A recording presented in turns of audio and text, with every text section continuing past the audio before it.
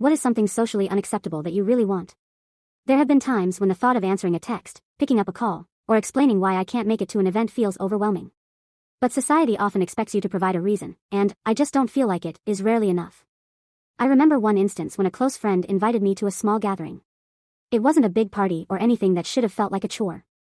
I genuinely like this friend, and under normal circumstances, I'd have jumped at the chance to catch up.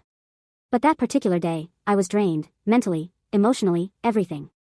All I wanted was to sit in silence, maybe stare at the ceiling, and let my thoughts untangle themselves. When I declined, they naturally asked, "Why? What's wrong? Are you okay?" That's when the panic set in. I felt the weight of their concern and the need to offer an explanation. "I'm just busy," I said, which was only partly true.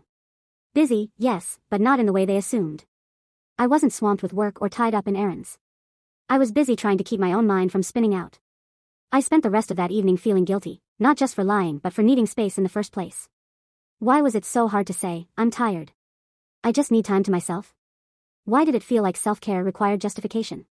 Over time, I've come to realize that it's okay to need solitude, even if it's hard to explain. One day, I decided to test it out.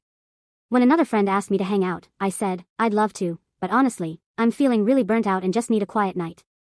To my surprise, they didn't push back. "Totally get it," they said. "Let's catch up another time." That response was a revelation for me. It made me realize that sometimes, people understand more than we give them credit for, especially when we're honest with them and ourselves.